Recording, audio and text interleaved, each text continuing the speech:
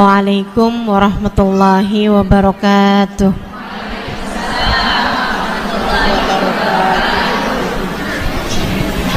Alhamdulillah.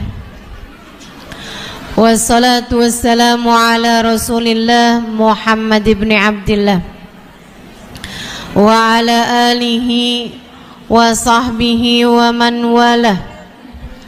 Subhanaka la ilma lana illa ma 'allamtana innaka antal alimul hakim. Rabbi shrah li sadri wa yassir li amri wahlul 'uqdatan min lisani yafqahu qawli, amma ba'du.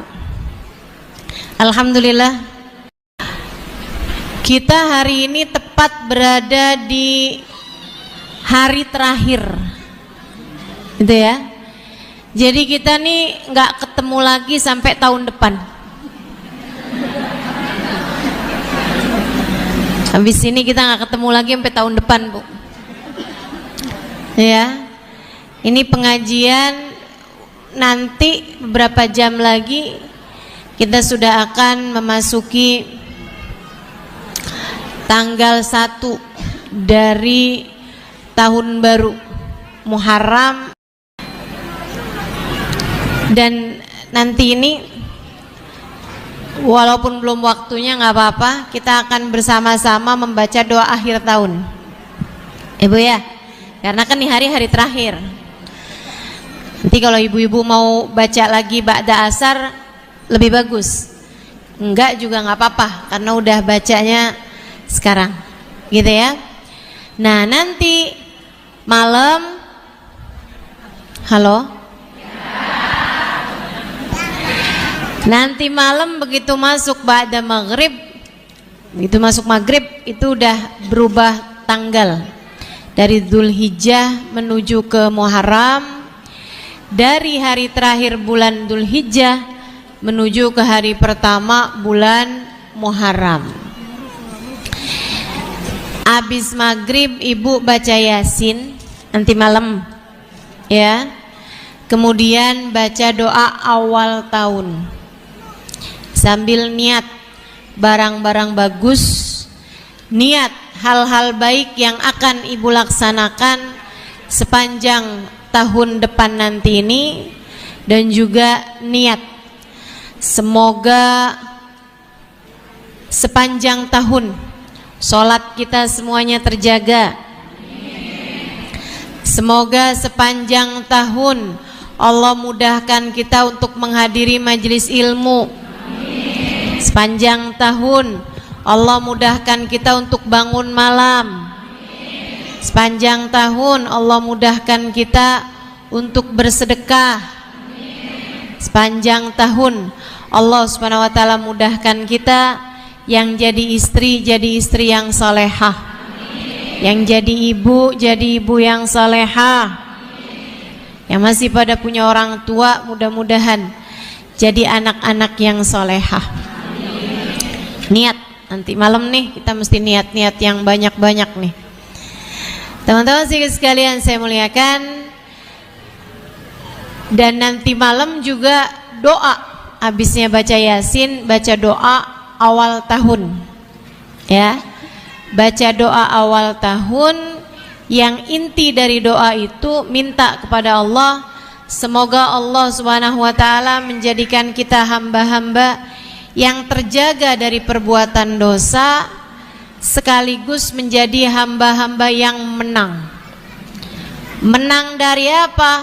Menang menghadapi musuh paling berbahaya dalam kehidupan kita. Siapa? Ada dua, setan sama hawa nafsu. Nah itu kita minta sama Allah, mudah-mudahan dijadikan hamba-hamba yang menang, yang serius doanya, yang serius mintanya sama Allah Subhanahu wa taala. Mudah-mudahan Allah kabulkan, insya Allah. Nah, nanti malam ini juga boleh ibu-ibu tafaulan. Apa tuh tafaulan? Tafaulan itu mengerjakan sesuatu dengan niat untuk agar dikaruniai sesuatu yang mirip dengan hal itu. Nah, ini ada tafaulan diajarkan sama Sayyid Muhammad bin Alwi bin Abbas Al-Maliki, seorang ulama di Mekah sana ya, almarhum. Sekarang pesantrennya dilanjutkan oleh putra beliau Sayyid Ahmad. Nah, ini beliau mengajarkan kepada murid-muridnya yang sebagiannya adalah merupakan guru-guru saya, seperti Kiai Haji Najih Maimun Zubair, Habib Muhammad Al-Haddad, Habib Abdullah, Ustadz Abdullah Maula Khaila, dan ada beberapa guru-guru yang lain memang kelulusan sana, mengajarkan kami para murid-muridnya kalau malam tahun baru minum susu. Susunya jangan dikasih warna. Berarti warnanya apa? Gak usah dikasih stroberi, jadinya warnanya. Gak dikasih sirup orange, sirup jeruk gak usah, soalnya nanti warnanya berubah jadi. Gak usah dikasih coklat, sebab nanti susunya berubah jadi warna. Pokoknya yang putih aja. Biar kenapa? Tafaulan, berharap sepanjang tahun semoga dijadikan tahun yang putih, tahun yang penuh dengan kebaikan, insya Allah, gitu ya. Nah, kemudian dari mulai nanti malam atau besok juga boleh ibu baca, teman-teman baca ayat kursi 360 kali. 360 kali. Gak usah ditambah, gak usah dikurang. Udah segitu tuh. Dihitung. Ya, dihitung 360 kali. Kenapa 360 kali? Sebanyak bilangan hari sepanjang tahun.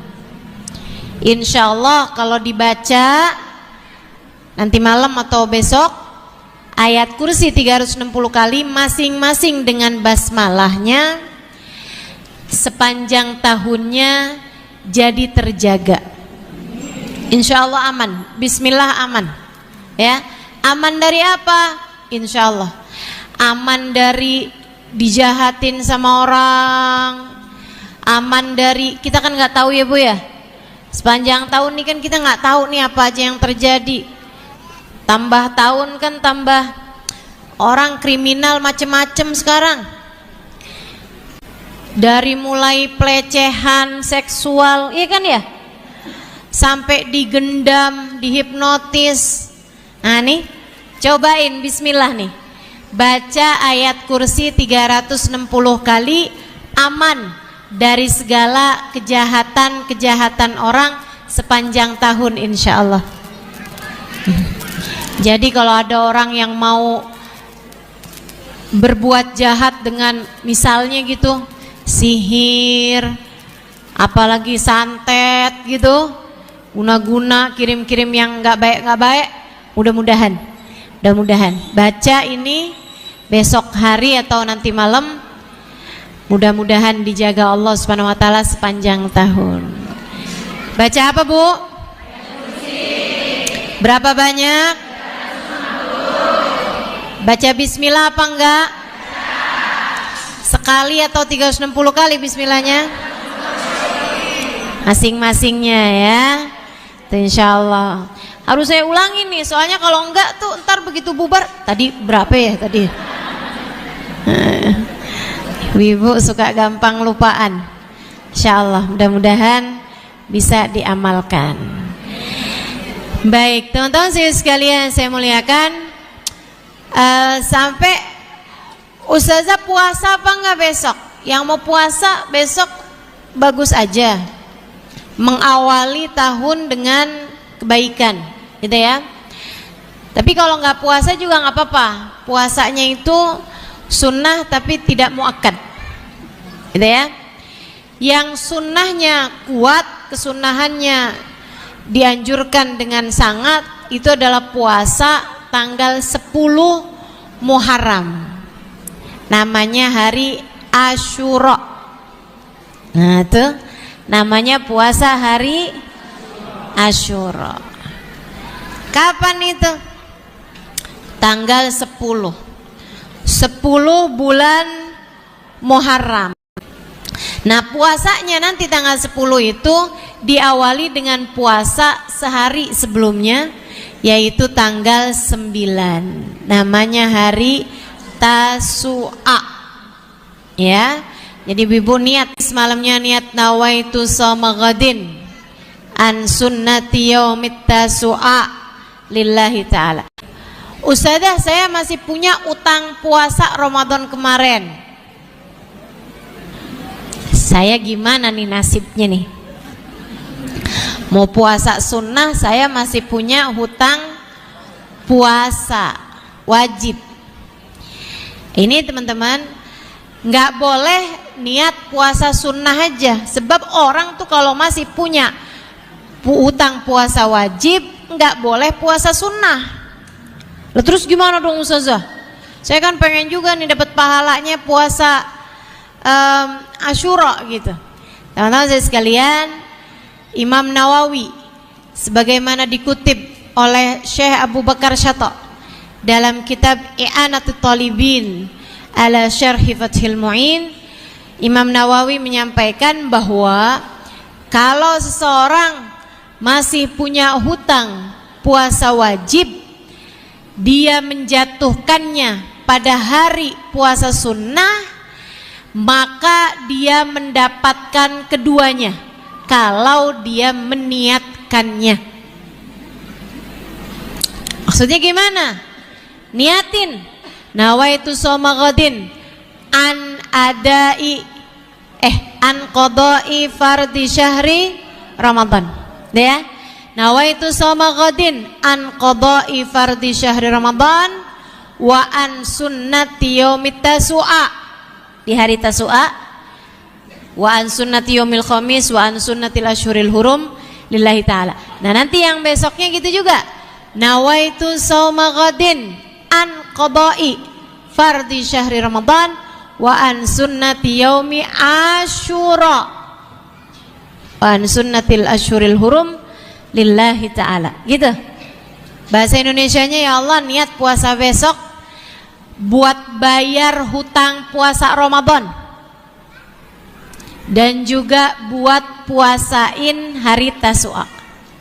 Besokannya, ya Allah, niat puasa besok buat bayar qada puasa Ramadan sama buat puasa hari Asyura.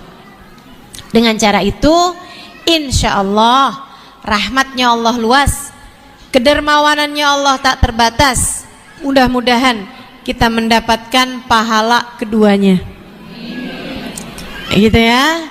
Nah, buat nenek-nenek yang udah nggak punya utang puasa, alhamdulillah. Ya kan, Nek? Tapi rupa-rupanya menopause itu belum nenek-nenek kok. Banyak yang masih muda-muda juga udah menopause ya, rata-rata 50-an tahun ya. Udah nggak mens lagi.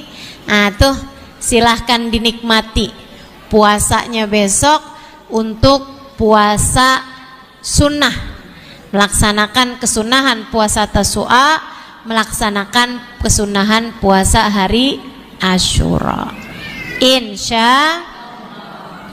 Insya Allah. Nah, teman-teman saya sekalian, sekarang ini saya akan bahas mengenai hari Asyura itu apa sih?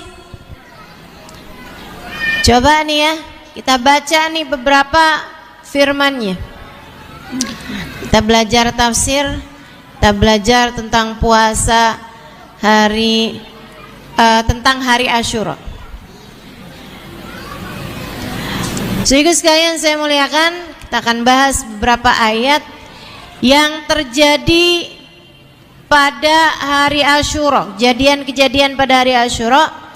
Salah satunya yang akan saya bahas adalah di surat Asy-Syu'ara ayat 61-an. Ya, coba kita liatin Asyura. Surat Asy-Syu'ara, mohon maaf. Surat Asy-Syu'ara itu juz 26. Juz 26. Sesudah surat Al-Furqan, sebelum surat An-Naml, ya. Asy-Syu'ara ayat berapa tadi? 61. Nah, tuh kita akan bahas, pelajari ayat tersebut. Sebelumnya kita awali dengan membaca niat belajar bersama-sama. Semoga Allah karuniakan pada kita ilmu yang manfaat. Bismillahirrahmanirrahim.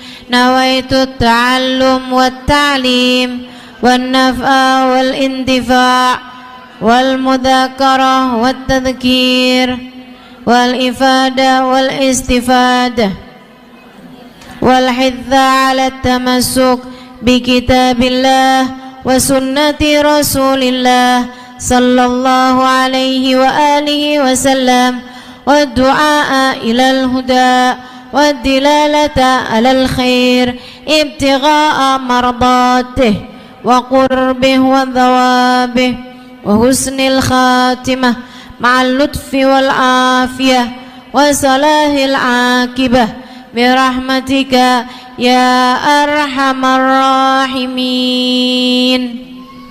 Fadilah hadratin Nabi Muhammad sallallahu alaihi wasallam wa alihi washabihi wa ahli baiti wasallim wa jamil anbiya wal mursalin wal qurni ajma'in wa nususan sayyidil muhajirin Allah Ahmad bin Isa fakil muqaddam Muhammad bin Ali bin Sayyid Habib Abdurrahman as-Sagaf Sayyid Abdullah bin Abu Bakar al-Aidarus fakhrul wujud Syekh Bakar bin Salim Sayyid Ratib Abdullah bin Al-Haddad Ahmad bin Zain al-Habsyi Abu Ali Muhammad al-Habsyi wa jami' sadatina ali abi alawi ajma'in. Thumma Imam al-Ghazali Muhammad bin Muhammad al-Ghazali atus mailari Sayyidina Syekh Abdul Qadir al-Jailani thumma ila ruwai arbatil a'immatil mujtahidin wa muqallidin fiddin ulama amilin fuqadis wal fuqara muhaddisin wal qur'an mufassirin wa sadatis sufiyatil muhaqqiqin ajma'in anna Allah yaghfir lahum wa yarhamuhum wa ya'li darajatihim fil jannah wa yanfa'una barakatihim wa asrarihim wa anwarihim wa ulumihim wa nafatihim fid din wa dunya wal akhirah. Al-Fatihah. Bismillahirrahmanirrahim.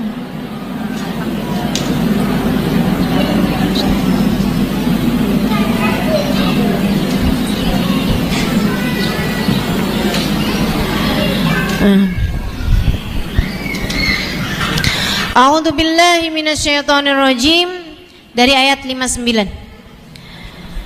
Kadzalika wa awradnaha bani Israil. Demikianlah dan kami anugerahkan semua itu kepada Bani Israel. Fa'atsba'uhum musyrikin. Lalu Fir'aun dan bala tentaranya menyusul mereka saat matahari terbit. Falamma tara al-jam'an qala ashabu Musa. Ketika kedua golongan tersebut saling berhadapan, berkata kawan-kawan Nabi Musa, inna lamudrakun. Wah, kita kesusul nih.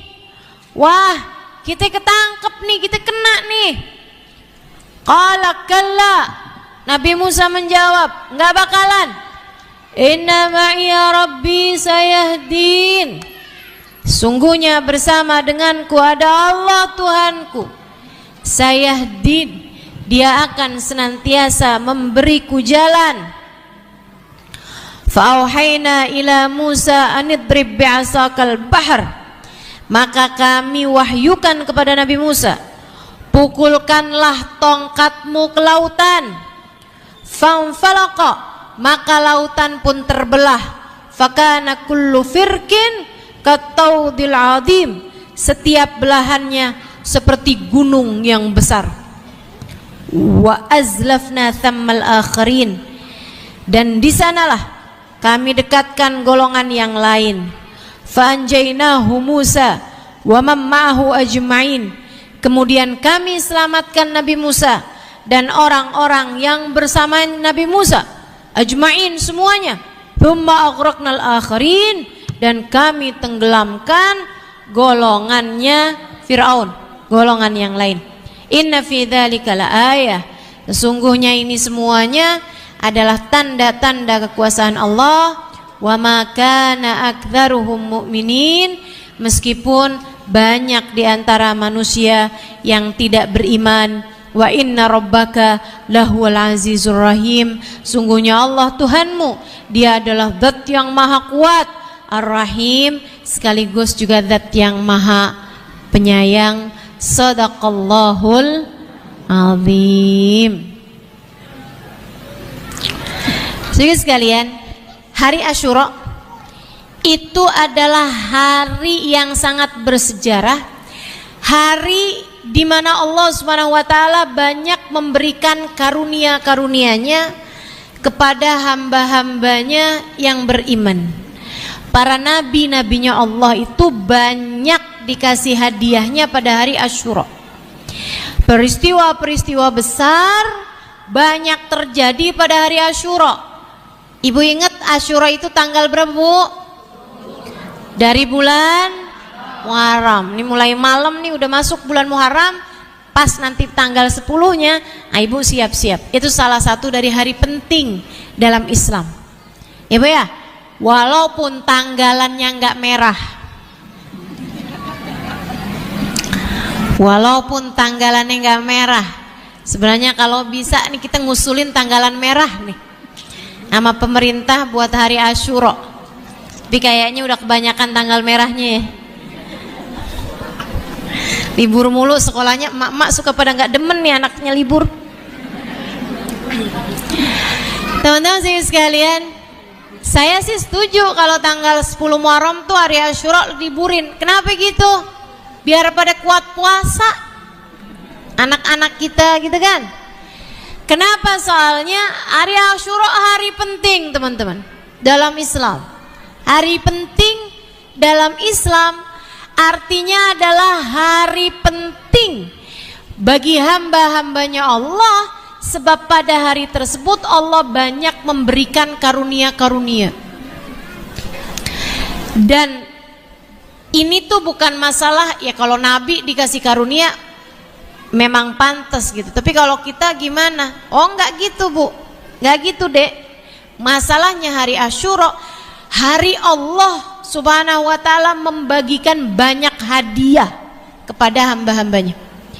Yang sakit-sakit banyak yang disembuhkan hari Asyura. Sebagaimana dulu Nabi Ayub disembuhkannya pada hari Asyura. Yang susah-susah, sulit-sulit, banyak yang diberi kemudahannya pada hari Asyura. Sebagaimana Nabi Yunus dikeluarkan dari kesumpekannya, dari kesusahannya, dari dalam perut ikan pada hari Asyura. Ibu-ibu, teman-teman sekalian saya muliakan, banyak dosa-dosa yang diampuni pada hari Asyura.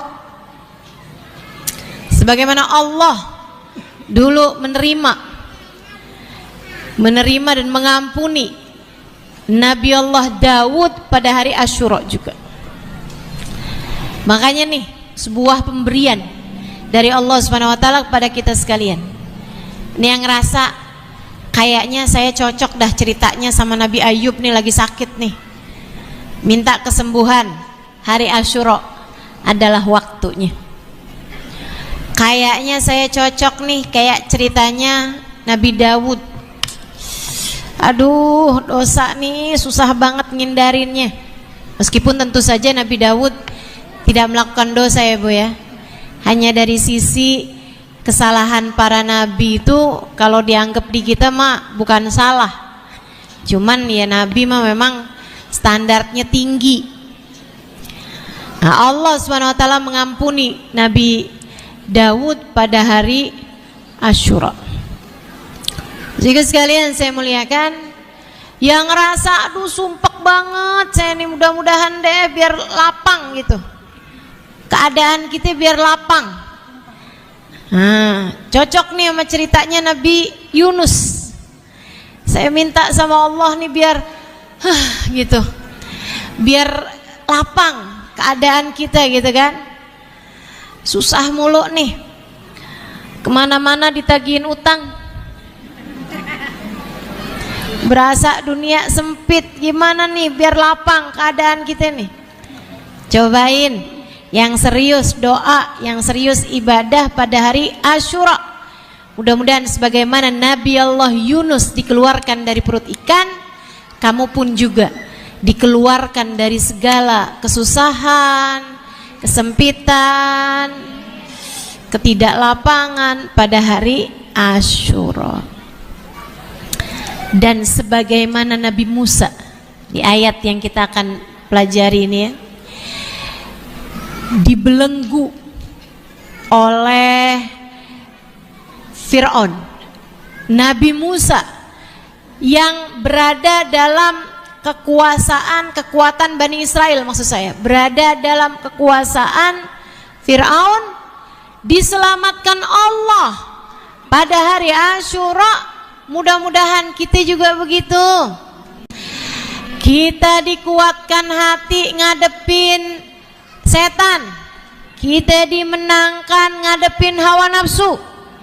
Dan kalau ada di antara kita yang sedang berada dalam kekuasaan orang yang gak sayang sama kita, entah punya suami yang kasar, yang jahat gitu misalnya, atau ada orang tua yang kurang sayang gitu ya, suka mukul misalnya dan sebagainya, atau punya pekerjaan dengan bos yang, dengan atasan yang rada-rada apa nih, toksik ya, yang cukup menyusahin gitu misalnya. Nih mudah-mudahan nih sebagaimana Nabi Musa Allah SWT jadikan mengalahkan kekuasaannya Fir'aun, mudah-mudahan Allah juga karuniakan kepada kita mampu untuk menjadikan kita menang dari suami kita Ustazah. Mudah-mudahan Allah lembutkan hatinya. Bukan berarti dia mesti tenggelam. Ntar disama-samain ceritanya Fir'aun tenggelam, mudah-mudahan laki kita juga tenggelam. Jangan ya. Mudah-mudahan bos kita juga tenggelam gitu, nggak gitu. Akan tapi kita minta kepada Allah Subhanahu wa taala, semoga Allah Subhanahu wa taala melembutkan hati mereka. Melembutkan hati orang-orang yang kita sayangi sehingga kita menjadi orang yang terselamatkan, insya Allah. Gimana nih ceritanya Nabi Musa nih? Nabi Musa ini teman-teman, umat Bani Israel ini semakin banyak ngikutin ajarannya Nabi Musa, semakin banyak beriman kepada Nabi Musa. Fir'aun tambah gerah, Fir'aun dan pasukannya tambah gerah. Ini Musa gimana sih nih ceritanya nih, Musa sama Harun nih. Yaudah kita hancurin aja, kita hancurin. Musa sama Harun nih kita tangkepin, kita kumpulin, kita bakar gitu kan. Habis nih Musa sama Harun. Ini kita biarin ternyata ngelunjak nih si Musa nih. Padahal dulunya saya ngerawat, katanya Fir'aun nih. Ini Bu ya, dari ceritanya Nabi Musa sama Fir'aun nih kita bisa tahu nih, ternyata bisa aja orang dididik sama orang yang gak soleh tetap jadi soleh tuh bisa, ya kan? Musa alladhi rabbahu fir'aunu mursalu wa Musa alladhi rabbahu jibrilu kafiru. Dulu di zamannya Nabi Musa tuh ada dua Musa Bu. Ada Nabi Musa yang adalah seorang Rasul, dia masa kecilnya dirawat sama Fir'aun. Musa yang dirawat sama Fir'aun jadi seorang Nabi, jadi seorang Rasul. Sementara Musa yang dirawat sama malaikat Jibril, yaitu Musa Samiri, dia kemudian malah jadi orang kafir. Musa Samiri, ibu-ibu pernah dengar ceritanya? Belum? Tanda kapan-kapan saya ceritain. Ayatnya panjang Bu, kan saya mau bacain ayat ini nih yang sekarang nih ya. Ada tuh Musa Samiri itu Bu, dia tuh Bu masa kecilnya Bu dirawatnya malaikat Jibril, tapi di masa dewasanya jadi kafir. Sementara Musa satunya yang dirawat sama Fir'aun malah jadi seorang nabi. Jadi ibu-ibu gak bisa nyalahin orang tuanya. Ya gimana saya mau jadi baik? Masa kecil saya aja bapak saya tuh preman di kampung sini, saya nggak bisa jadi baik lah, saya nggak mungkin jadi baik, nggak bisa begitu, nggak bisa gitu. Anak nggak bisa nyalahin orang tuanya, punya andil, betul, punya andil, orang tua punya andil dalam pendidikan dan karakter orang tuanya, tapi nggak sepenuhnya. Kita nggak bisa nyalahin orang tua kita atas buruknya kelakuan kita, nggak bisa kita nyalahin orang tua kita atas buruknya kelakuan kita. Nabi Musa dirawatnya mama Fir'aun Bu, akan tetapi Nabi Musa bukannya jadi seseorang yang durhaka, malah menjadi seorang utusan Allah. Dah nih katanya Fir'aun nih, Musa nih kagak bisa dikasih hati nih, dikasih hati minta jantung nih si Musa nih. Kalau gitu kita tangkap aja dah, kita tangkap aja. Jadi Fir'aun pun bersiap-siap bawa bala bantuannya buat nangkep Nabi Musa dan kelompoknya. Kedengeran sama pasukan atau sama orang Bani Israel, wahai Nabi Musa, apa yang harus kita lakukan? Kita mau ditangkap nih sama pasukannya Fir'aun. Kabarnya mereka udah lagi jalan menuju kemari. Kata Nabi Musa, sebentar, saya mau tanya sama Allah. Sebentar, saya mau beristikharah. Itu sebabnya kenapa saya selalu ngajarin ibu-ibu buat istikharah tiap hari. Kan begitu? Ingat ya Bu ya, tiap pagi tuh jangan berani keluar rumah sebelum sholat istikharah. Pagi-pagi sebagaimana kamu sholat duha. Ibu-ibu biasanya nih modelan ibu-ibu nih sholat duha kagak tinggal dah. Urusannya rezeki saya udah tahu dah, udah ngerti saya. Tadi malam sholat witir apa enggak? Enggak Ustazah. Tadi malam tahajud apa enggak? Bangun kesiangan Ustazah. Sebelum subuh sholat qobliyah apa enggak? Gitu dah Ustazah, langsung sholat subuh Ustazah, takut bablas, takut habis waktunya. Soalnya udah mulai kelihatan rada terang waktu bangun. Tadi pagi sholat duha apa enggak? Duha Ustazah.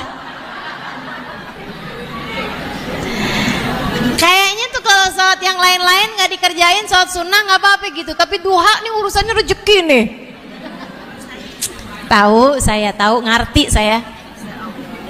Masya Allah. Saudaraku sekalian saya muliakan, karena memang Bu, la faqra ma'ad duha, tidak ada kefakiran bersama dengan sholat duha. Orang kalau ngerjain sholat duha terus, insya Allah kasih kekayaan zahir batin. Allah kasih kecukupan. Nah, ibu nggak bisa bilang, Ustazah saya duha, Ustazah zaman muda tapi kagak kaya-kaya dah. Ibu nggak bisa bilang gitu, karena yang dimaksud dengan ghina di situ, kaya di situ artinya adalah cukup. Bu, saya rasa kalau ibu sampai dengan sekarang duduk di sini, saya rasa ibu adalah orang yang berkecukupan. Amin. Udah makan siang? Kecuali yang puasa, ya kan? Iya. Tapi udah makan siang? Belum, yakin? Ya udah, pertanyaannya gini aja dah, udah sarapan?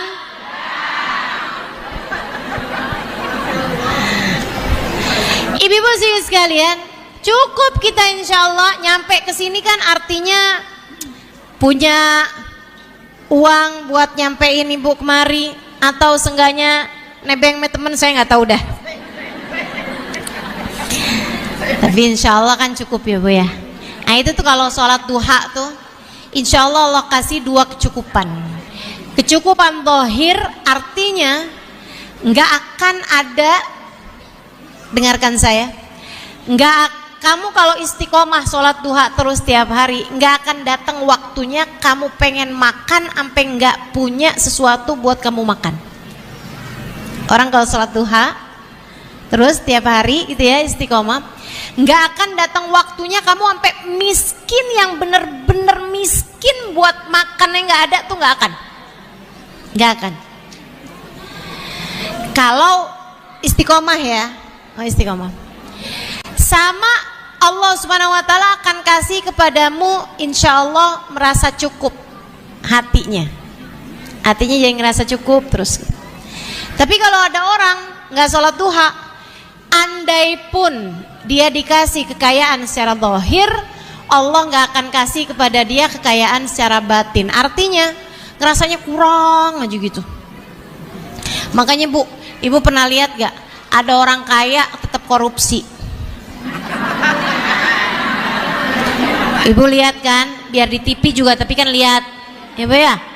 Bu yang korupsi itu kaya-kaya loh, tapi dia nggak ngerasa cukup, makanya ngerasa takut kurang, akhirnya yang haram-haram sekalipun diambil sama dia. Bahaya tuh. Jadi kalau ada ibu-ibu nih yang suka bilang sama lakinya, kalau kamu nggak bisa bawa duit, jangan pulang sekalian. Saya sarankan padamu sholatlah duha. Jangan tinggal sholat duha. Tuh ada ibu yang begitu modelnya pasti nggak sholat duha tuh. Karena kalau sholat duha Allah pasti kasih dalam hatinya rasa cukup. Dan rasa cukup nih Bu, merasa bahwa saya cukup kok gitu. Alhamdulillah saya cukup. Rasa kayak gitu tuh ibu-ibu sekalian, kata Nabi Muhammad, al-qanaah kanzun la yafna. Merasa cukup adalah kekayaan yang gak akan pernah ada habis-habisnya. Masya Allah. Itu orang kalau sholat duha tuh dikasih ghina, kasih merasa cukup zahir dan batin, kecukupan secara zahir dan secara batin. Nah kalau ibu pagi itu sholat duha, sekalian juga ibu sholat istikharah. Usolli sunnatal istikharah rakaataini lillahi ta'ala. Ibu sholat itu 2 rakaat. Habis saya sholat ibu doa, ya Allah, ada hari baru yang kau hadiahkan padaku. Ya Allah, bimbinglah hambamu ini ya Allah untuk dapat menjalaninya sesuai dengan apa yang kau inginkan. Bimbing saya ya Allah untuk melakukan kebaikan-kebaikan sepanjang hari ini. Bimbing lisanku ini ya Allah untuk bisa mengucapkan kebaikan-kebaikan pada hari ini. Bimbing pikiran buat selalu dapat berpikir kebaikan. Bimbing hati untuk selalu merasa dengan rasa-rasa yang baik. Gitu, minta bimbing. Insya Allah Bu, kalau setiap hari kamu kerjakan seperti itu, tambah hari tambah dibimbing, tambah hari tambah dibimbing, salahnya jadinya nggak banyak dalam hidup. Karena kamu hanya akan dibimbing oleh Allah. Mau ngerjain keburukan, tarik lagi. Mau nyasar jauh-jauh, tarik lagi gitu. Kayak Nabi Musa.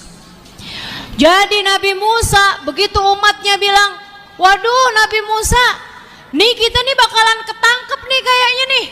Wah nih Fir'aun nih, waduh, nih malam ini nih kayaknya kita gak bakal selamat nih. Ini mereka nih udah mulai ngejar kita nih. Waduh pagi-pagi kita semuanya udah jadi bubur dah. Jadi rendang nih kayaknya tadi pagi, nanti pagi nih jadi daging guling nih kayaknya kita semua nih. Nabi Musa gimana nih wahai Nabi Musa? Panik umatnya Nabi Musa, karena memang dengar kabar Fir'aun dan bala tentaranya mengejar mereka. Fir'aun udah gak tahan ngadepin Musa nih. Kenapa nih anak satu nih betingkah nih, Akhirnya umat saya jadi enggak nyembah saya, malah dia jadi nyembah Tuhannya Nabi Musa. Wah, enggak mau. Fir'aun ini ngejer Bani Israel, ngejer umatnya Nabi Musa yang udah beriman kepada Nabi Musa. Bani Israel tuh sebenarnya asalnya ya umatnya Fir'aun ini, ibu. Tapi kemudian mereka banyak yang ikut agamanya Nabi Musa alaihissalam. Jadi Fir'aun ngejer. Kan perjalanannya lumayan jauh gitu ya. Misalnya nih Nabi Musa dan umatnya nih adanya di Haji Soleh. Misal Fir'aunnya ada di Tebet. Kurang jauh ya, Bekasi dah, Bekasi. Jadi kan ngejernya kan perlu waktu beberapa jam. Gimana nih Nabi Musa? Kita harus segera beranjak berjalan. Nabi Musa, tunggu, kata Nabi Musa. Saya akan minta petunjuk pada Allah. Nabi Musa minta petunjuk dari Allah. Istikharah Nabi Musa, Allah kemudian kasih petunjuk. Wahai Musa, berangkatlah, berangkat, bawa kaum kamu tuh semuanya berangkat menuju ke arah timur, misalnya gitu ya. Kasih mau Allah Subhanahu wa taala jalannya gitu. Kalau kita nih misalnya gitu ya, di daerah sini nih, jalan menuju ke arah Ancol. Yang ada lautnya nih, soalnya di lautnya nih, ntar ketemu laut. Berangkat itu bareng-bareng nih, berangkat Nabi Musa. Begitu nyampe nih, belum nyampe ke Ancol nih, masih baru di Kelapa Gading, Cempaka Putih, ya. Sambil nginget-nginget daerah sekitar situ apaan deh tuh, Jatinegara misalnya gitu. Nyampe di situ ketemuan sama pasukannya Fir'aun. Waduh, udah deket nih, Fir'aun pasukannya ini udah kelihatan nih, lagi ngejer mereka. Waduh, Nabi Musa, gimana Nabi Musa? Terus jalan, kata Nabi Musa. Terus jalan. Wah, Nabi Musa, inna lamudrakun, kata mereka nih. Inna lamudrakun. Falamma tara'al jam'an. Tatkala pasukan ini udah saling lihat, udah ketemu. Waduh, kelihatan tuh pasukannya Fir'aun tuh. Qalu Musa, qala ashabu Musa, teman-temannya Nabi Musa nih, Bani Israel yang bersama dengan Nabi Musa, para pengikutnya Nabi Musa, mereka bilang, inna lamudrakun. Waduh, kita ketangkep nih Nabi Musa, kita udah pasti nih ketangkep nih. Waduh, udah deh nggak selamat nih kita nih. Apa kata Nabi Musa? Kalla, nggak bakalan. Kita nggak bakalan ketangkep. Kita nggak bakalan disiksa sama Fir'aun. Kita nggak bakalan kena sama pasukannya Fir'aun. Kenapa gitu? No, udah kelihatan no pasukannya no. Dari kejauhan kan, malam-malam ini ya. Malam-malam nih ceritanya nih. Malam-malam Bu. Udah mau subuh tuh. Udah dini hari gitu kan. Mau kelihatan no. Dari kejauhan gitu. Mereka semuanya pada iniannya apa namanya, api-api yang mereka bawa gitu kan, obor-obor yang mereka bawa tuh kelihatan tuh di kejauhan. Waduh, Nabi Musa nih kena nih kita nih, nggak bakalan, kata Nabi Musa, kita nggak bakalan kena. Kenapa? Inna ma'iya Rabbi sayahdin, karena bersamaku ada Allah. Sayahdin, Allah akan selalu memberi jalan pada kita. Tuh enaknya jadi hamba Allah yang selalu minta petunjuk dari Allah, nggak bakalan salah-salah jalannya. Makanya Bu, jangan andalkan ilmumu tidak seberapa. Jangan andalkan hartamu nggak seberapa. Jangan andalkan kekayaanmu, kamu nggak kaya-kaya amat juga. Jangan andalkan kecantikanmu, kamu gue nggak cantik amat juga. Sampai belibet nih lidah saya. Kita nggak cakep amat juga ya Bu ya. Jangan andalin itu semuanya. Cukup andalan kita adalah Allah. Selagi kamu di jalan Allah, selagi kamu ngikutin aturan Allah, selagi kamu selalu minta petunjuk dari Allah, Allah udah kasih petunjuknya, jalanin, nggak usah takut. Inna ma'iya rabbi sayahdin. Sungguhnya bersamaku ada Allah. Allah akan selalu memberi kepada kita jalan. Ibu, kamu kawin sama suamimu udah cukup lama. Kamu ada dalam jalan Allah, Bu. Nggak usah takut sama perempuan yang berhubungan sama suamimu lewat jalan haram. Bu, kamu istri sah, nggak usah takut sama pelakor.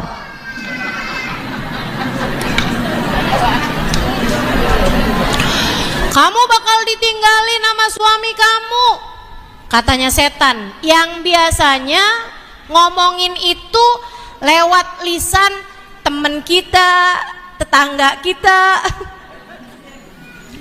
Lo nggak lihat laki lo tuh udah digodain sama si fulan, si fulanah tuh, kayaknya lo bakalan ditinggalin dah sama dia. Selagi kamu dalam jalan Allah, selagi kamu benar memperlakukan suamimu sesuai dengan apa yang Allah perintahkan kepadamu. Lain masalahnya kalau lakinya dimarahin mulu. Saya nggak tahu deh tuh. Lain kalau kamu kerjaannya tukang ngomel sama suami mulu. Nah kalau itu tuh saya nggak tahu tuh, soalnya kamu nggak ngikutin jalannya Allah. Soalnya yang kamu ikutin jalannya setan. Tapi selagi kamu ada di jalan Allah, kamu memperlakukan suamimu dengan benar, memperlakukan suamimu dengan baik, kamu hormat, kamu santun sama dia, kamu memuliakan suamimu, kamu tersenyum pada suamimu, gitu ya. Kamu bener gitu memperlakukan suami. Kalau dia bilang, saya lapar deh, kamu gak bilang, GoFood gampang bang, atau no telur no di kulkas. Kamu udah tahu kan caranya nyeplok.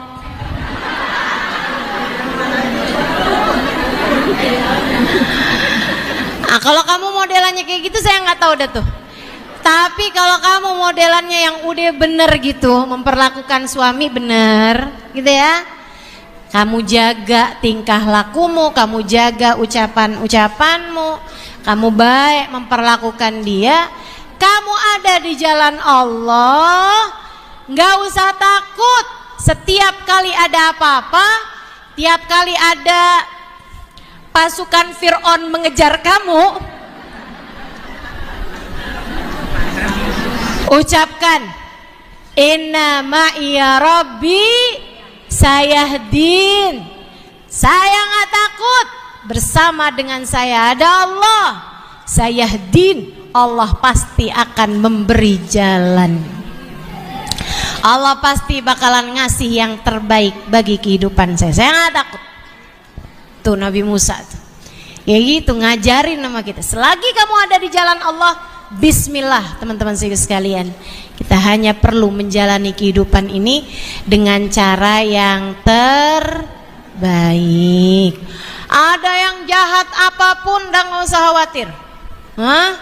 Ada tetangga begini begitu segala macam, nggak usah khawatir. Ternyata si perempuan yang naksir melaki gitu tuh mau ngirim-ngirimin santet guna-guna gitu kan, mau ngirim-ngirimin apa tuh namanya, pelet segala macem, misalnya gitu, mau melet suami kita. Tenang, ucapkan kalla inna ma'iya rabbi sayahdin. Jangan malah, kok laki saya berubah ya, kayaknya disantet nih, saya mau cari juga dah, dipelet kayaknya nih, saya mau cari juga dah dukun lain yang lebih sakti. Nggak gitu.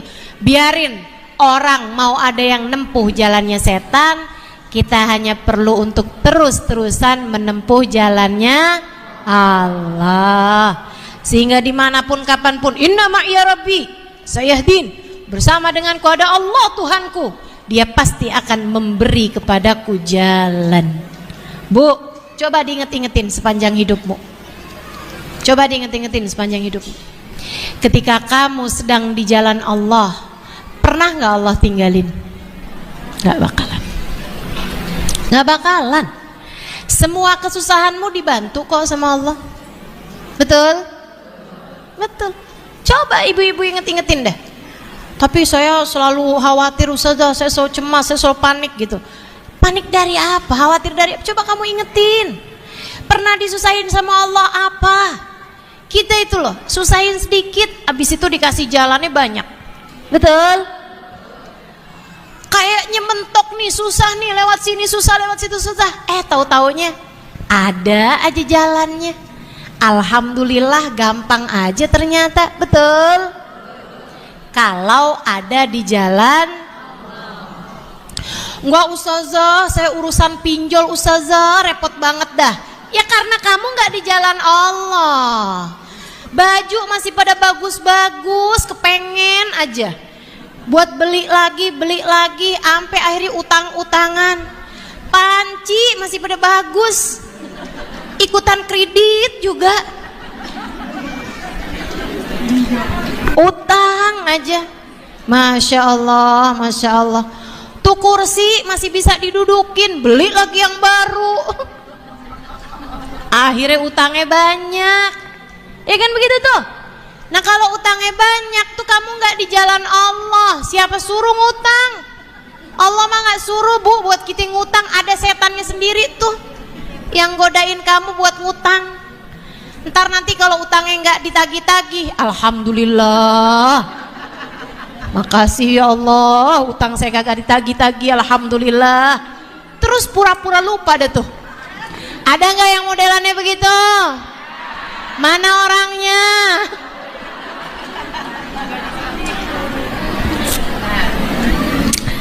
Kalau kayak begitu mah nggak di jalan Allah. Nggak tahu deh tuh saya kalau yang nggak di jalan Allah begitu. Tapi kalau yang ada di jalan Allah, inna ma'iya rabbi sayahdin. Nabi Musa dan kelompoknya terus jalan sampai nyampe lah di Ancol. Jedet, depannya lautan bu, Ancol. Laut Merah ya bu ya, lautannya sonono. Nabi Musa alaihissalam nyampe di Laut Merah, ibu-ibu sekalian. Waduh, gimana nih, nggak bisa jalan nih sekarang nih. Depan lautan, mereka panik ngelihat pasukan Fir'aun tambah deket.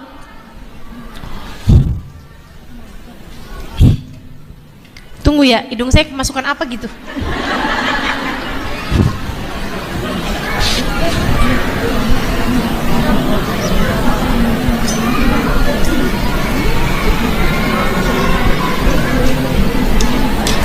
Ibu-ibu sekalian, gajah nih kayaknya. Gajah masuk di hidung. Sehingga sekalian, akhirnya nih, udahan nih, mereka tambah panik akhirnya ngelihat. Wah, gimana nih Nabi Musa nih? Nggak mungkin dong berenang di lautan. Sementara itu juga nggak mungkin juga untuk ngadepin pasukannya Fir'aun. Pasukannya Fir'aun bersenjata lengkap teman-teman. Sementara umatnya Nabi Musa nih yang jalan nih, ada emak-emak bawa bayi, ada nenek-nenek gandeng cucu, segala macam orang, semua lapisan gitu. Ada anak kecil, ada orang tua, ada orang dewasa, ada anak muda.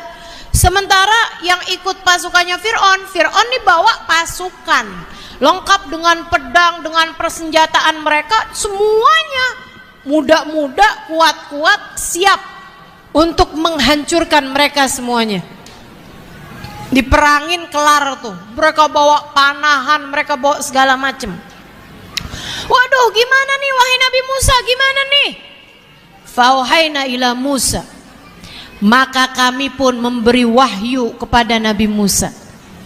Buat orang yang ada di jalan Allah, Allah pasti. Kalau sama Nabi Allah kasih wahyu, kalau pada hambanya yang ada dalam jalan Allah, Allah bakalan kasih ilham. Allah bakal dibisikkan dalam hati, bikin dia tahu aja gitu. Tahu aja. Mesti lewat di mana, mesti pergi kepada siapa, harus menghubungi siapa gitu, ngerti. Kalau dalam kesusahan, ya Allah gimana nih ya Allah, gimana nih ya Allah, itu pasti sama Allah dikasih tunjuk jalan, Bu. Makanya nggak usah takut. Tiba-tiba anak kita kejang, anak bayi, anak kecil nih, tiba-tiba kejang. Waduh, panik kan kita. Ya Allah, gimana nih Allah? Kalau kamu selalu ada dalam jalan Allah, Allah pasti kasih kepadamu petunjuk. Nanti diilham gitu. Entah itu telepon rumah sakit, entah itu apa, entah itu kita hubungin saudara, pokoknya akan selalu ada jalan untuk orang-orang yang ada dalam jalan. Dan terkadang perintahnya tuh rada nggak masuk di akal. Salah satunya yang ada di sini nih.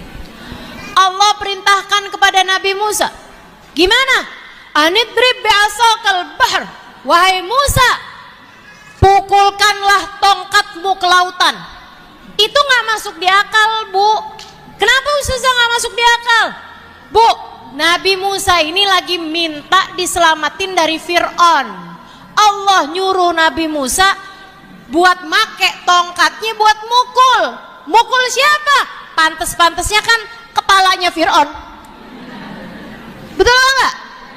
Ya Allah, gimana cara saya selamat dari Fir'aun? Wahai Musa, pukulkanlah dengan tongkatmu kepala Fir'aun. Akan pantas. Betul nggak? Ini enggak. Allah bilang, wahai Musa, anidrib bi'asak, pukulkanlah wahai Musa dengan tongkatmu tersebut ke lautan. Untung Nabi Musa ini nabinya Allah, yang apapun diperintahkan Allah sami'na. Kalau modelannya yang kayak gitu-gitu, kalau diperintahkan Allah gitu kan, salah apa enggak nih Allah? Bukannya kepala Fir'aun aja nih Allah. Gimana kalau saya ngide-ngide, saya pukulin dulu kepalanya Fir'aun, baru saya pukulin ke lautan? Nabi Musa enggak, langsung sami'na wa ta'na. Nabi Musa pukulkan ke lautan.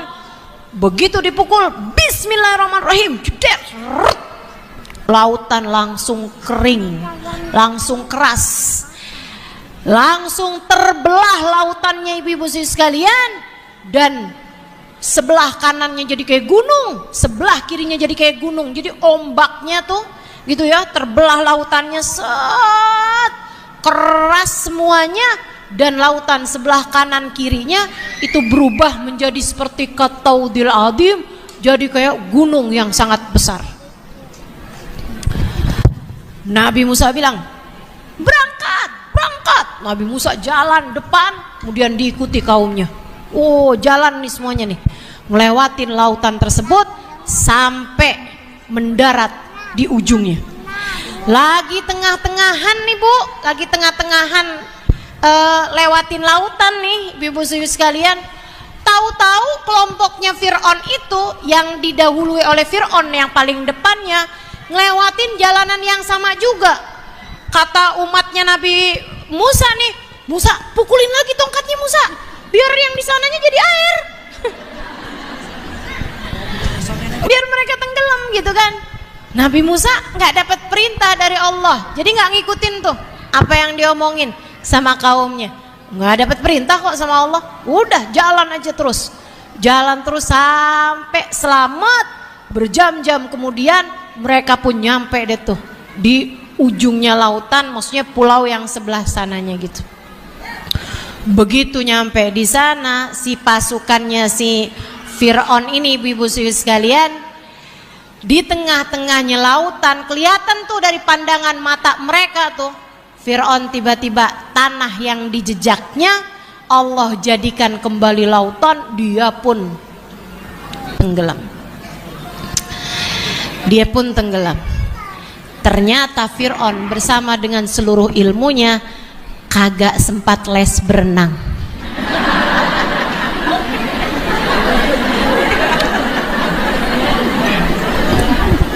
Jadilah dia tenggelam tuh Fir'aun.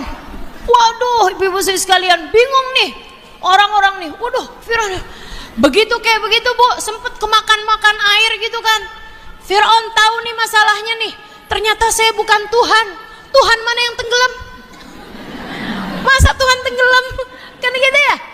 Karena selama ini Fir'aun itu merasa dirinya memang Tuhan. Kenapa gitu? Gak pernah sakit, flu aja gak pernah Bu, sakit kepala gak pernah tuh Fir'aun, mules-mules tuh gak pernah, gatel aja gak pernah. Jadi ibu-ibu kalau pas lagi pusing, alhamdulillah ya Allah, saya bukan Fir'aun. Alhamdulillah. Pas lagi mules, alhamdulillah ya Allah, saya emang bukan Fir'aun. Alhamdulillah. Makanya Bu, Fir'aun ketika baca di kitab-kitab terdahulu tuh, Tuhan adalah zat yang tidak pernah sakit. Fir'aun ngelihatnya kayak saya. Tuhan adalah zat yang apabila berkata kepada langit, turunlah hujan, maka hujan pun turun. Fir'aun coba-coba dong. Dia bilang sama langit, wahai langit, turunlah hujan. Turun hujannya Bu.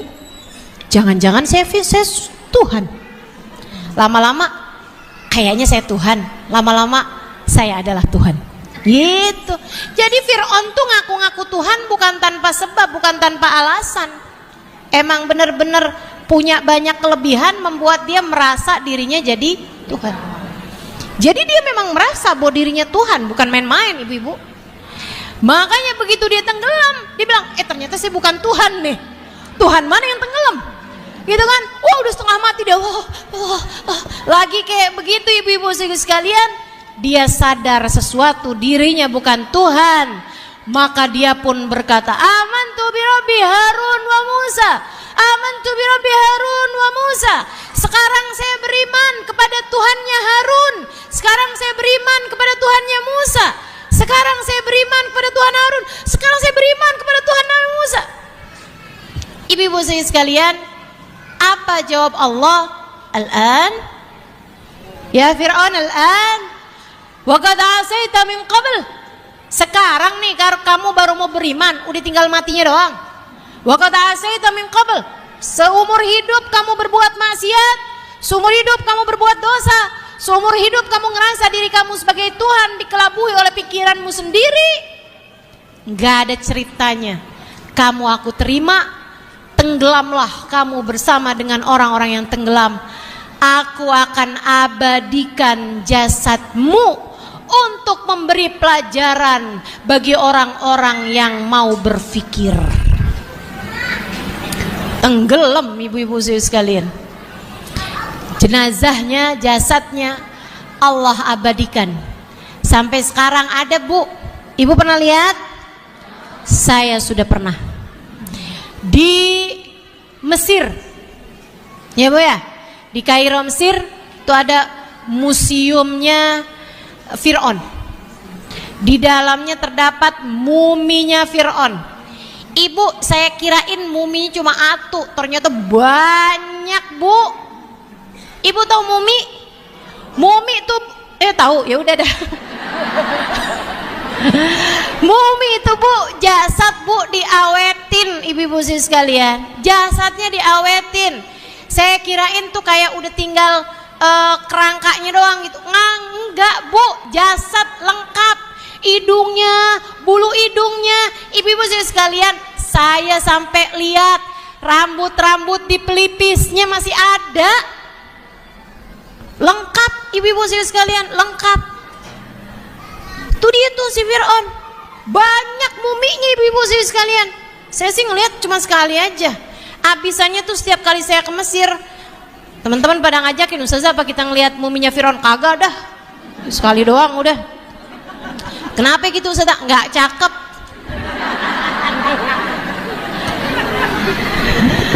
Teman-teman sekalian, tuh dia tuh. Nah, kalau banyak jenazahnya, kok bisa tahu kalau itu adalah muminya si Fir'aunnya Nabi Musa gitu kan? Karena katanya di antara semua mumi-mumi yang ada, ibu-ibu sekalian, hanya dialah satu yang di dalam jantungnya waktu dia mati tuh, dalam jantungnya ditemukan ada garam-garam laut merah. Jadi dia tenggelam tuh, sempet kan kelelep, kemasuk air garam dong, air laut. Jadi di dalamnya tuh ternyata terdapat garamnya. Dan dia yang paling awet Bu, paling lengkap. Agak ada yang rusak gitu, semuanya lengkap tuh untuk Allah abadikan. Pulang-pulang dari Mesir suami saya nanya, gimana kamu udah lihat muminya Firaun? Udah.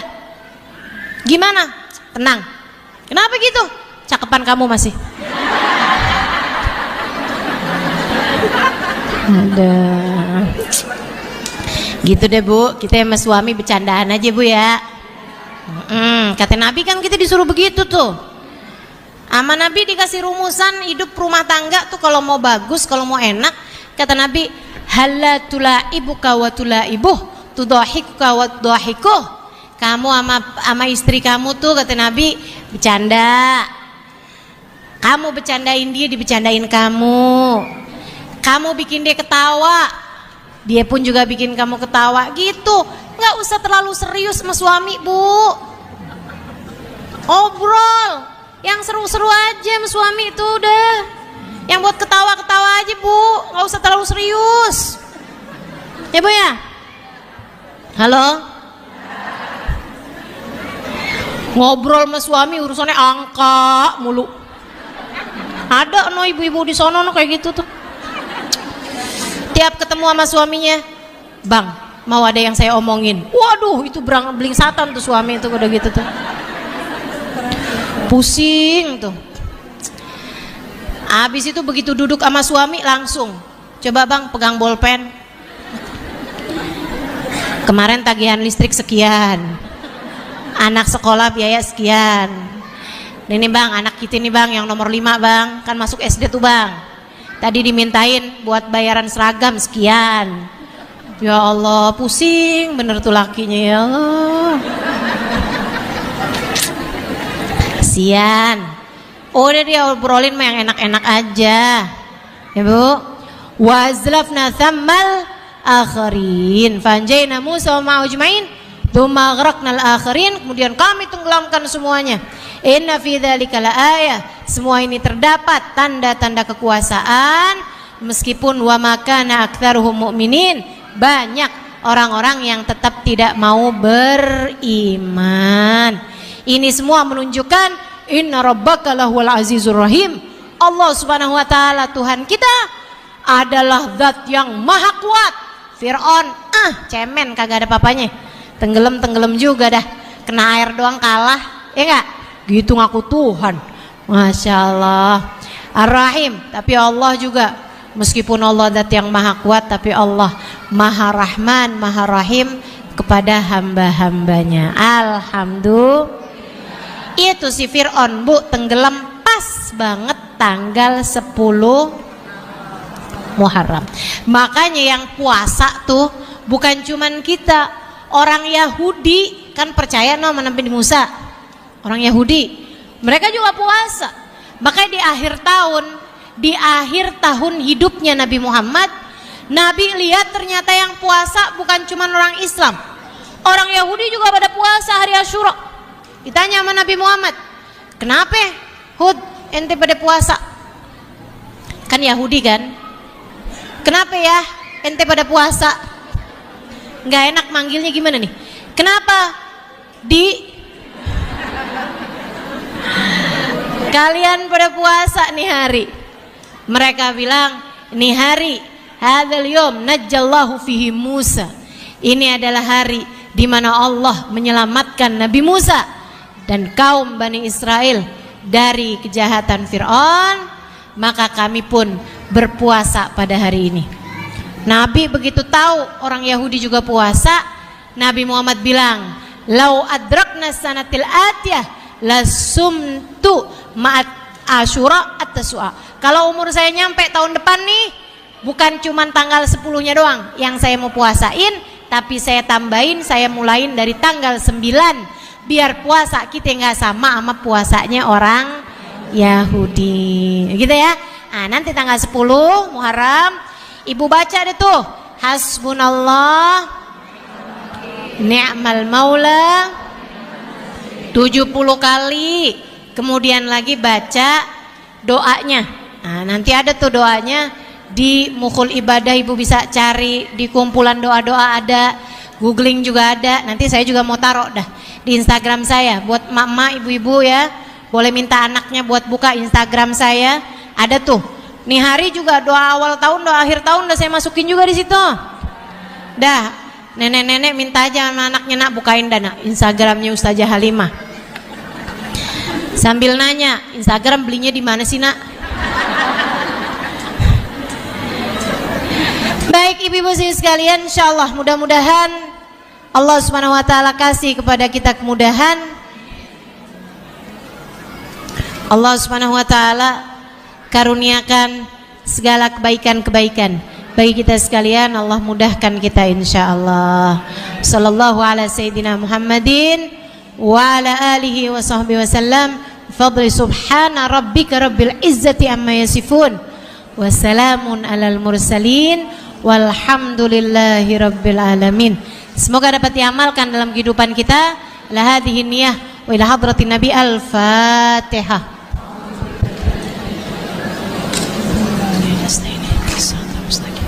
Siratal ladzina an'amta 'alaihim ghairil maghdubi 'alaihim waladdallin. Amin. Kita baca doa akhir tahunnya Ibu ya. Ibu ikutin saya. Bismillahirrahmanirrahim. Wa sallallahu ala sayyidina Muhammadin wa ala alihi wa sahbihi wasallam. Allahumma ma amiltu fi hadhihi sana mimma nahaitani anhu falam atub minhu walam tardahu walam tansahu wa halumta alayya ba'da qudratika ala ukubati wa da'awtani ila taubati minhu ba'da jara'ati ala ma'siyatika. Allahumma inni astaghfiruka faghfir li wa ma amiltuhu fiha mimma tardahu wa wa'adtani alaihi thawaba fa as'aluka Allahumma ya karim ya dzal jalali wal ikram an tataqabbalhu minni wa la taqta' rajai minka ya karim. Wa sallallahu ala sayyidina Muhammadin wa ala alihi wa sahbihi wasallam walhamdulillahi rabbil alamin. Kalau kepengen hatimu tenang, pinter-pinter jaga mata, pinter-pinter jaga telinga. Kalau hatimu pengen tenang, dek, pinter-pinter jaga mata, pinter-pinter jaga telinga. Percaya saya deh, orang yang matanya terjaga, telinganya terjaga, hatinya lebih tenang. Hatinya lebih tenang. Sedikit sekalian, para istri nih yang gak pinter jaga mata, asal lihat HP suaminya nganggur, dia gak pinter jaga matanya. Ustazah, Jadi ustazah ngebelain suami kita nih? Enggak. Ya kalau dia nyimpen apa-apaan di HP-nya ustazah, kalau enggak kita tahu, cari tahu, kan bahaya ustazah. Bahaya kenapa? Teman-teman saudara sekalian, saya enggak bela suamimu, enggak, sungguh. Ini tuh bukan orderan para suami, bukan pesanan para suami. Bilangin dong ustazah, tuh bini saya tuh kerjaannya tukang ngecek HP mulu. Kita kan juga tambah lama tambah pinter, macem-macem ya caranya. Orang tuh kalau mau ngerjain, caranya ketemu aja teman-teman. Jadi kamu nggak usah segitunya gitu. Kalau bukan pembelaan terhadap para suami, ustazah belain siapa? Belain dirimu. Saya peduli kepada hatimu. Saya peduli kepada kebahagiaan hidupmu. Jangan mau perasaanmu disponsori oleh apa yang ada dalam HP suamimu. Rasa hati didukung oleh HP suami. Enggak gitu caranya. Bahkan jangan mau kebahagiaan hatimu diganggu sama bagaimana perlakuan suamimu padamu.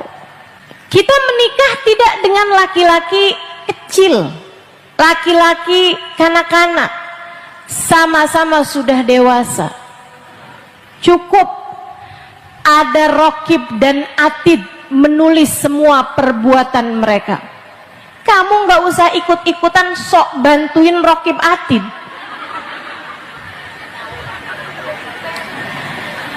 Kita harus memantau pergerakan suami. Pinter-pinter jaga telinga. Makanya saya tuh nggak pernah setuju sama acara reuni sekolah, reuni SMA, reuni kuliah, reuni SMP. Kalau hari lebaran tuh pada pulang kampung, ya Allah, dari SD reunian, reuni SD, reuni SMP, SMA. Habis itu ntar ada lagi reunian dengan teman sekampus, begitu ya. Banyak bener acaranya. Itu berpotensi. Potensi apa? CLBK, cinta lama bersemi kembali. Enggak kok ustazah, saya mah pinter jaga hati, pinter jaga diri. Bisa jadi, tapi yang laki-laki itu belum tentu. Sehingga akhirnya kamu pun mulai di WhatsAppin sama dia, jam 10 malam nanyain udah makan belum. Kamu lihat sebelah kamu ada laki-laki lagi ngorok. Kamu nggak pernah peduli saya udah makan apa belum. Ada yang peduli sama saya, nanyain saya udah makan apa belum. Teman-teman sekalian yang saya muliakan, tuh kalau ada kayak begitu nih, saya kasih tahu aja nih ya, semuanya nih, yang tidak halal bagimu nanyain kamu udah makan apa belum. Bu, para istri, ketika datang godaan-godaan hidup seperti ini, kamu punya suami tapi hatimu tertarik dengan laki-laki lain, sampaikan pada hatimu, jangan wahai hati, takutnya kamu kehilangan tiket kebersamaan dengan Nabi. Sebab Nabi Muhammad bilang, la yazni zani hina yazni wa huwa mu'min. Orang kalau berzina saat ia sedang berzina, maka ia bukan lagi orang mukmin, bukan lagi umatku, kata Nabi Muhammad alaihi salatu wassalam.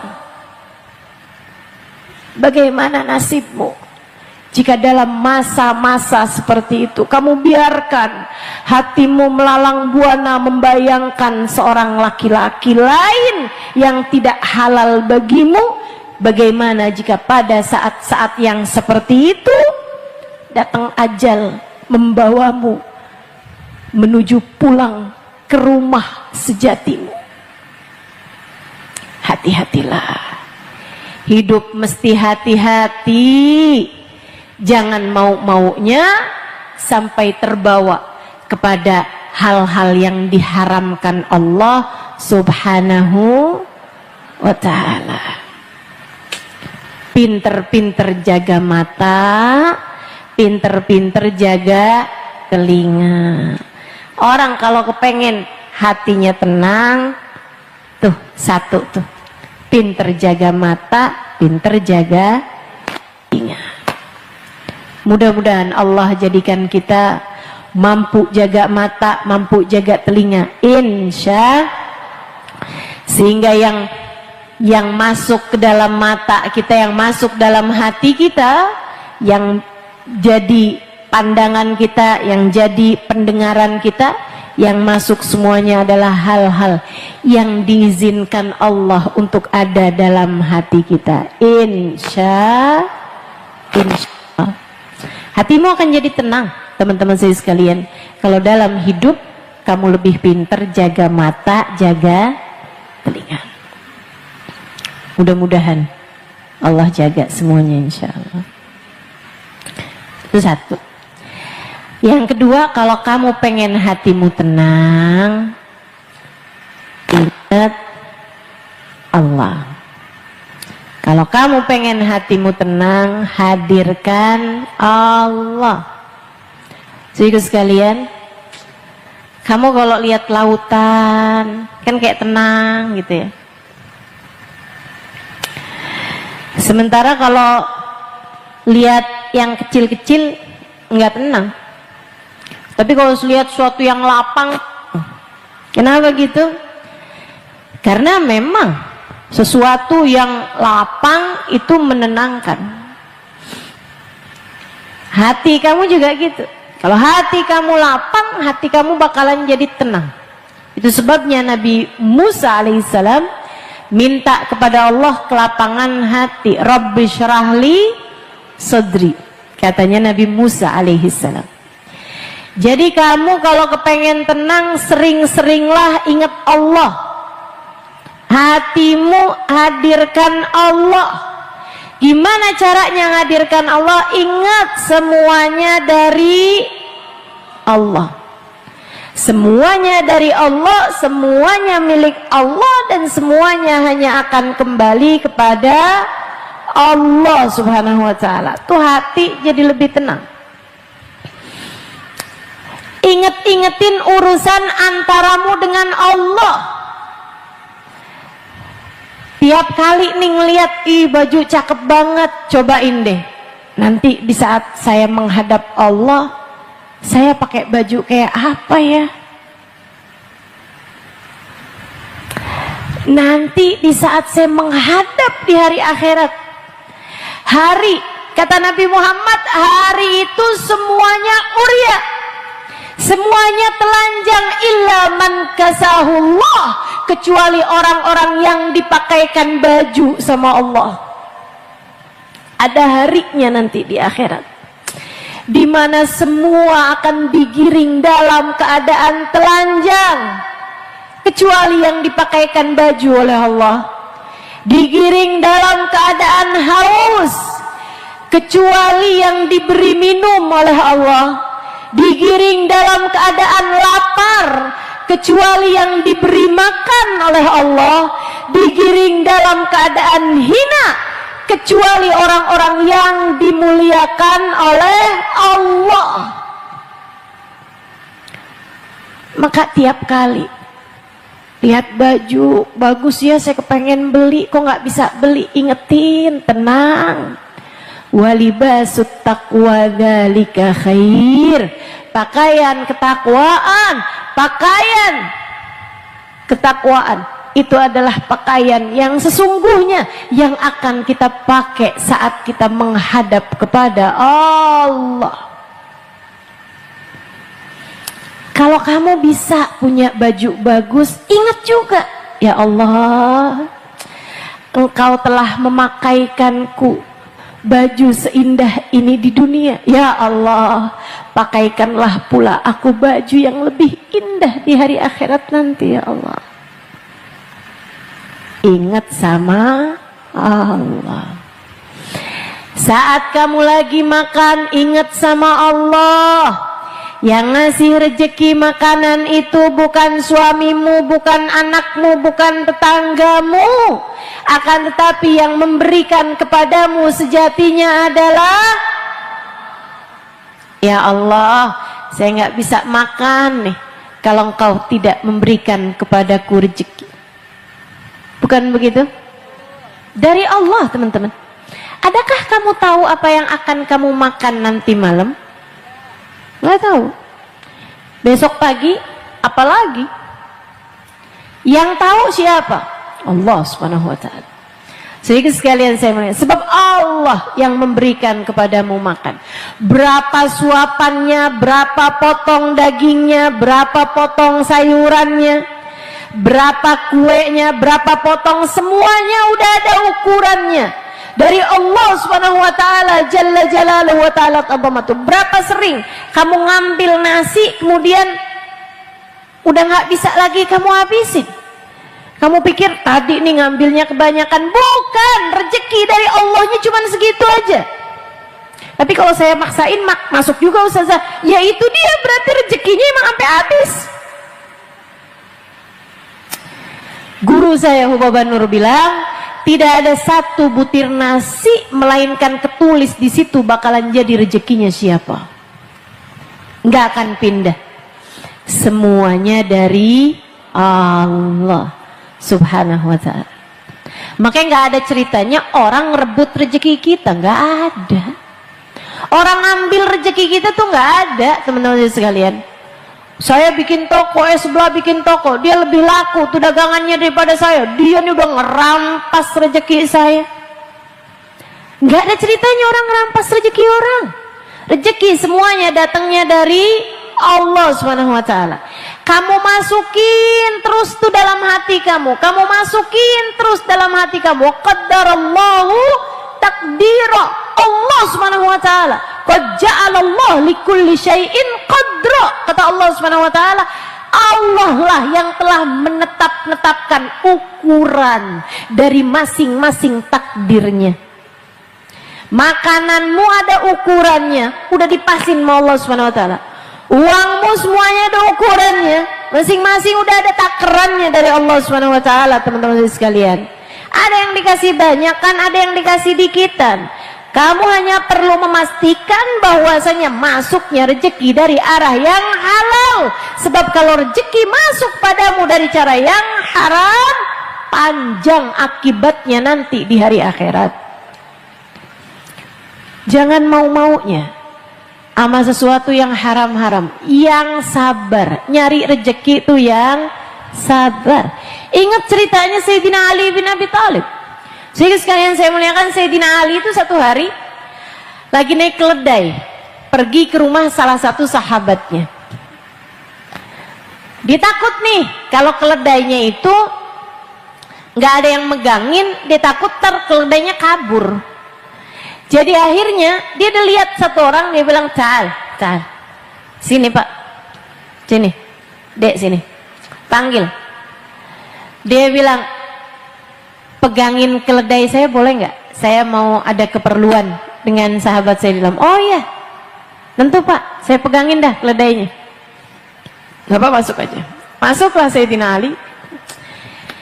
Di dalam nih Sayyidina Ali rupanya ngobrol agak cukup lama. Buka-buka kantong bajunya, dilihat ada uang.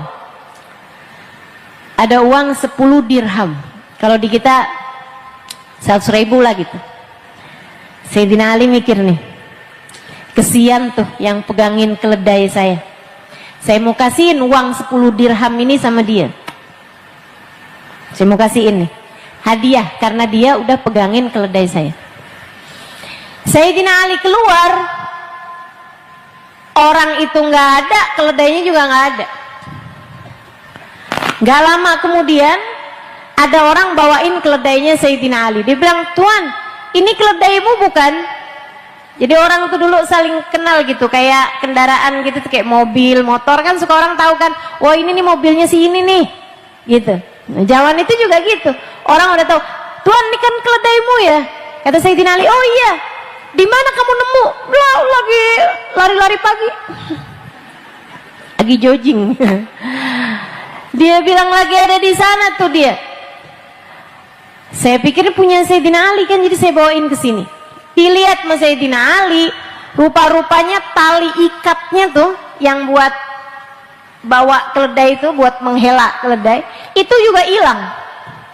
Nah itu agak susah tuh, kalau keledai nggak ada tali pengikatnya tuh susah, egalnya itu susah.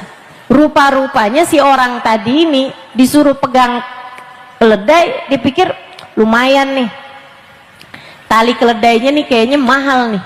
Jadilah sama dia dilepas tuh tali keledai, dicuri. Habis itu kan keledainya nggak ada yang pegangin, kabur. Dia nggak berani nyuri keledainya karena orang tahu gitu kan, itu dijual di pasar juga nggak ada yang mau beli gitu. Ini keledainya Sayyidina Ali nih gitu. Jadi dia cuma berani curi tali keledainya. Kata Sayyidina Ali, "Waduh, kalau gitu saya minta tolong dong, boleh nggak kamu beliin saya tali keledai di pasar? Nih uangnya, 10 dirham tadi tuh." Cari-cari orang tersebut, orang jual tali keledai, ketemu sama yang tadi megangin tali keledainya Sayyidina Ali. Dia bilang, "Boleh nggak saya beli ini tali keledai? Berapa nih?" 10 dirham deh gitu. Dan dapat tuh 10 dirham. Ulang kasihin, "Nih Tuan." "Lah, punya saya nih." Balik lagi rupanya sama saya lagi. Dia bilang, "Kayak apa yang jual tali keledai ini? Orangnya begini, begini." "Nah, itu dia tuh yang tadi megangin tali keledai saya." Kata Ali, "Subhanallah, subhanallah." Ini orang pinter nih, orang pinter. Subhanallah. Kata Ali, emang 10 dirham itu emang jadi rezeki dia. Udah ketulis tuh 10 dirham rezeki dia. Emang akan sampai kepadanya. Emang rezekinya tuh orang. Cuman karena dia nggak sabar, yang mestinya datang dalam keadaan halal, akhirnya datang dalam keadaan haram. Dia jual yang bukan miliknya kan hukumnya haram. Betul nggak? Sehingga sekalian yang saya muliakan, Sayyidina Ali emang niat tuh duit mau buat dia. Andai dia mau sabar nungguin sampai beberapa jam yang akan datang gitu ya, beberapa menit yang akan datang, Sayyidina Ali akan keluar kemudian ngasih tuh 10 dirham. Akan tetapi karena nggak sabaran, nih kayak orang-orang rawang nih,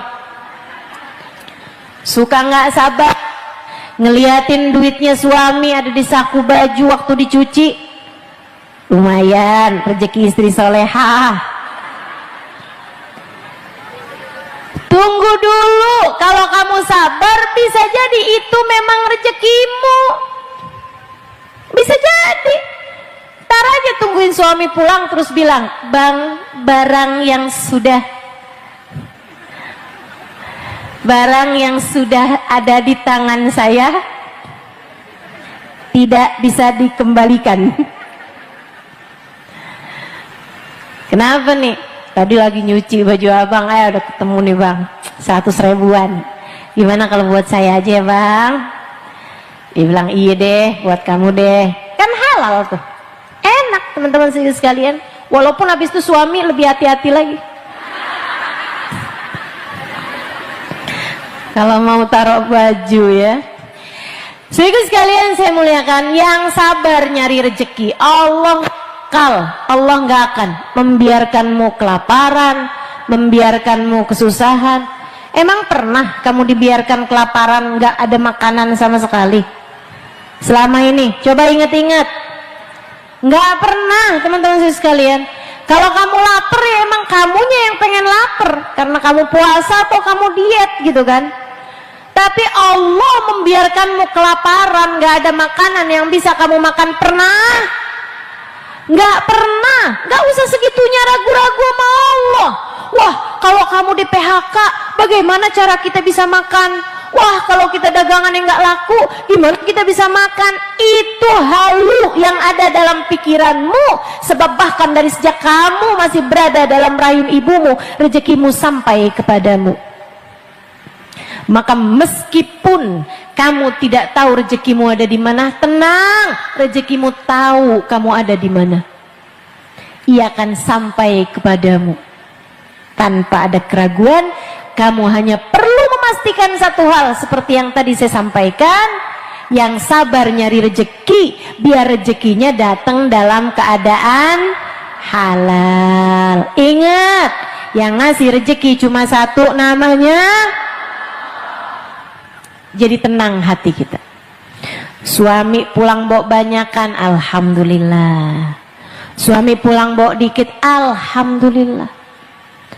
Suami sedang gelisah, gimana nih? Penghasilan nih nggak seberapa nih sekarang nih.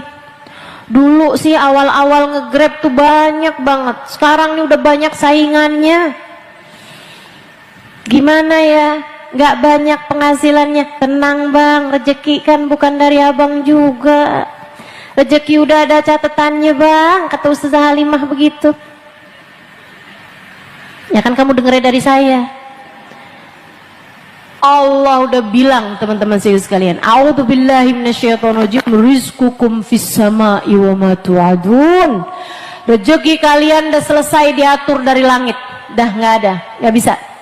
La yazdad bitaqwa tuqa wa la yanqus bifiski fasik, katanya Imam Ghazali. Rezeki yang udah ketulis di langit sana nggak akan nambah karena ketakwaan seseorang, nggak akan berkurang karena kefasikan seseorang. Kefasikan ama ketakwaan aja nggak bisa nambahin atau ngurangin rezeki, dek. Apalagi segala keraguan-raguanmu tersebut, nggak bisa. Udah kelar diatur dari langit. Maka kamu pusing-pusing mikirin urusan rezeki, nggak nambah apa-apa selain kesumpekan hatimu sendiri. Saya ulangi, biar kamu ngeh sama apa yang saya omongin. Saya ulangi lagi, biar kamu sadar terus sama apa yang saya sampaikan ini. Biar besok-besok kalau udah mulain gelisah hati, galau hati urusan-urusan rezeki, nih ingetin ucapan saya, teman-teman sekalian. Rezekimu udah selesai diatur dari langit, kata Allah. Udah kelar, nyatetnya udah selesai. Nggak bisa nambah, nggak bisa ngurang, kecuali kepemilikan. Kepemilikan bisa nambah, bisa ngurang. Maksudnya apa sih Ustazah? Tuh catatan angka-angka di rekening bankmu tuh bisa nambah, bisa ngurang.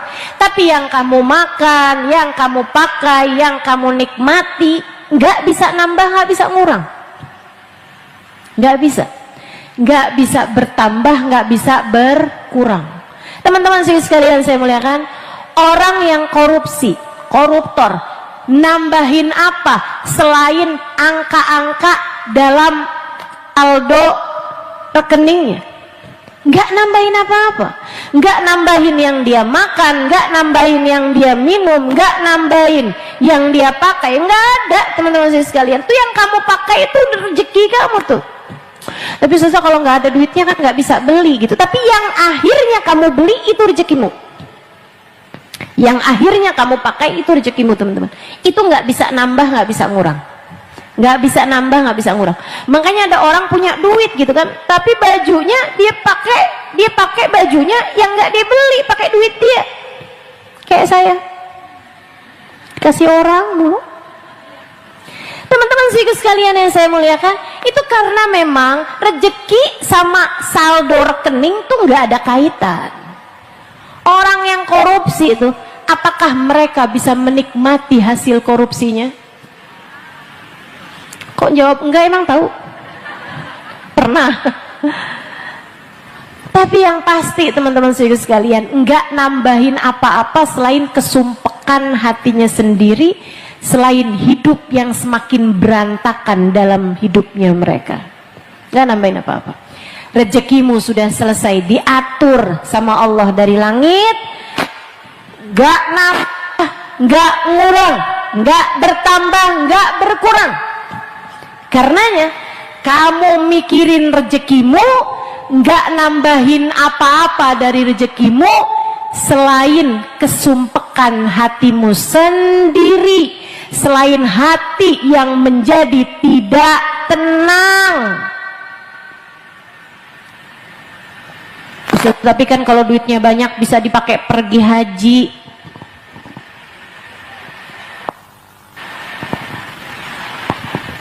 Kalau duitnya banyak kan Ustazah bisa sering-sering pergi umroh.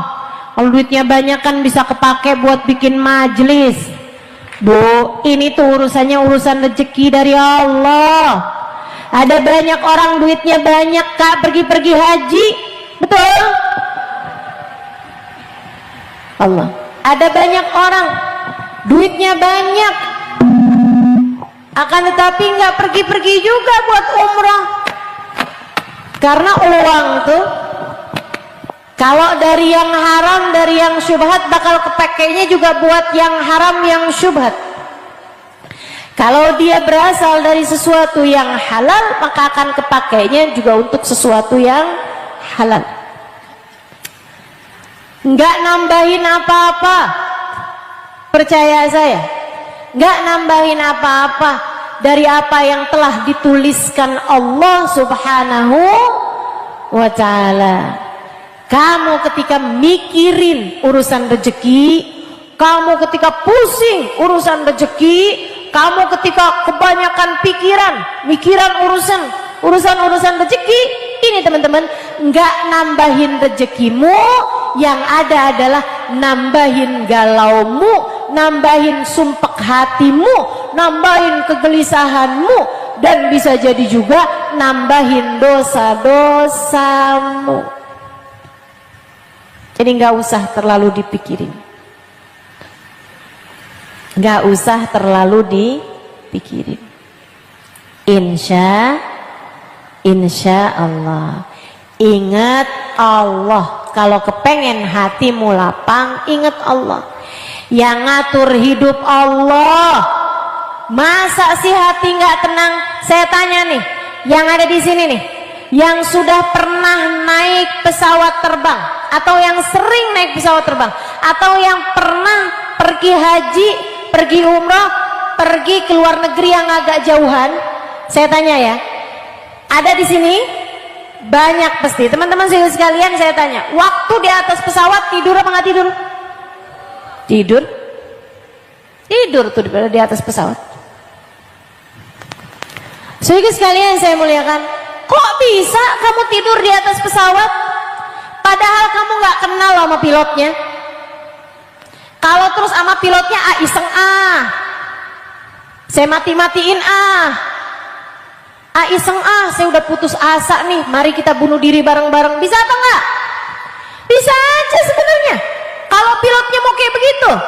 Teman-teman saya sekalian, kamu naik pesawat nggak kenal pilotnya, segitunya kamu bisa segitu tenang sampai kamu bisa tidur di dalam pesawat, kamu bisa tenang naik di atas pesawat. Kenapa? Karena kamu tahu ada pilotnya, padahal pilotnya kamu nggak kenal. Saudara sekalian yang saya muliakan, ini saya kasih tahu, di dalam hidupmu ini ada pilotnya teman-teman saudara sekalian. Pilotnya Allah. Masa kamu nggak tenang? Pilotnya Allah, Kak. Pilotnya Allah, Dek. Pilotnya Allah, Mbak. Pilotnya Allah, Bu. Pilotnya Allah, Nek. Yang tenang. Ada Allah. Ada Allah. Ustazah, saya sampai di usia segini belum ada yang melamar saya juga. Tenang, hidupmu sudah diatur sama.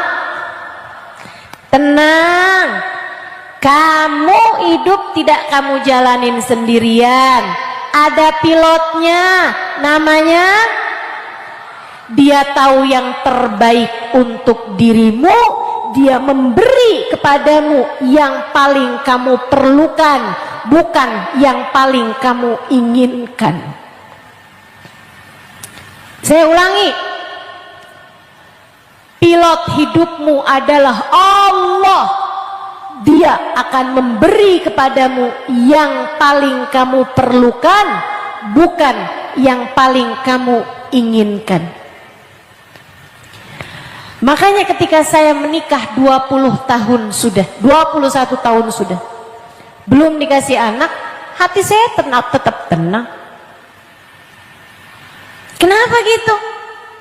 Sebab saya tahu Allah